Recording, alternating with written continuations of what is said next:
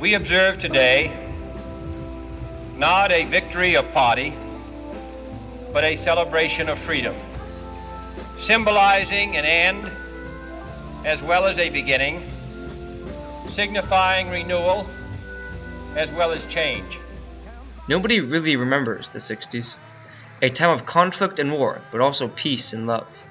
America is split into two: the fighters that start the American involvement in the Vietnam War and the conflict of the Cuban Missile Crisis, and the counterculture that listens to the Beatles and the Rolling Stones and just wants everyone to be equal and to love each other. And for the start of it all, President John F. Kennedy. Here are some of the most important events and trends of the 60s that we incorporated into our mural.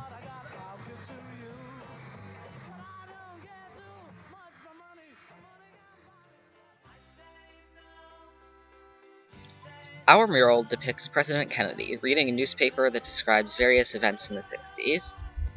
On the newspaper, you can see a prominent article about the Cuban Missile Crisis, a confrontation between the United States and the Soviet Union.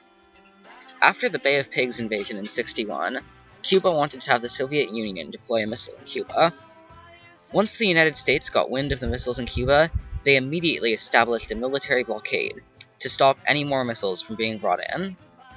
The United States also demanded that the missiles currently in Cuba be returned to the USSR, or else. After long negotiations, the US and the Soviet Union finally reached an agreement. The USSR take its missiles back from Cuba, and the United States would agree to and announce that it would not invade Cuba without direct provocation.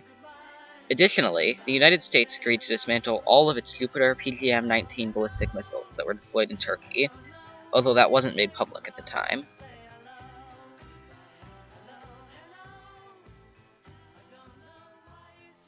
In the 1960s, there were many political and social changes, including the feminist movement. It was 1963 when Congress passed the Equal Pay Act.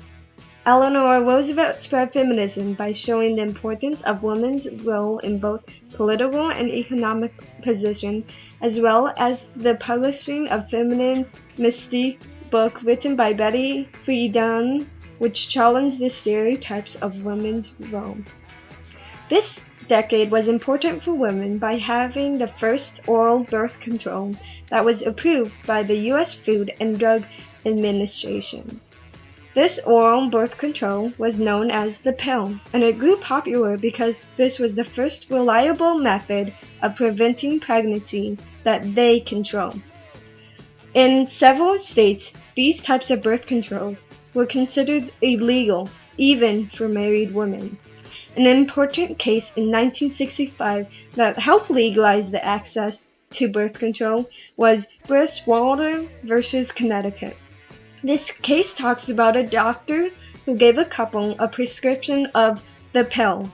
The court ruled that citizens' right to privacy meant that married people would be allowed to practice birth control, and doctors have the right to prescribe the pill to people.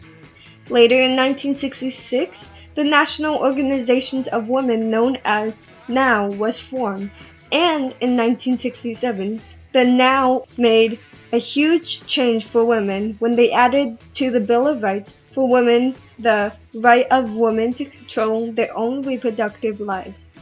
In 1968, the feminism movement conquered one more of their goals when Congress extended the civil rights legislation by prohibiting discrimination in workplace based on race and gender.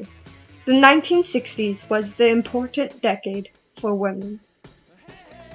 The Beatles' album Abbey Road on Kennedy's newspaper references the British invasion of 1960. This is not a military invasion over the Atlantic, but a cultural one, where England becomes the center of fashion and media for the US.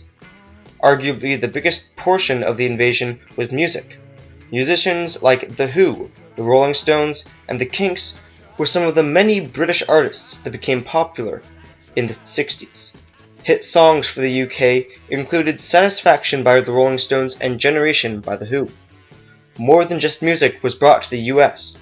Stars and movies like Mary Poppins and James Bond made it big in America. The 1960s began the young generation's rebellion against their elders. This rebellion of hippies believed in peace, love, and nonviolence. The rebellion impacted fashion, music, and home decor. You can see the bright, vibrant colors that were associated with the hippies, such as pink, bright green, and yellow, behind President Kennedy. These colors were used to represent the peace and love, and were often seen on the flower patterns that were very popular at the time.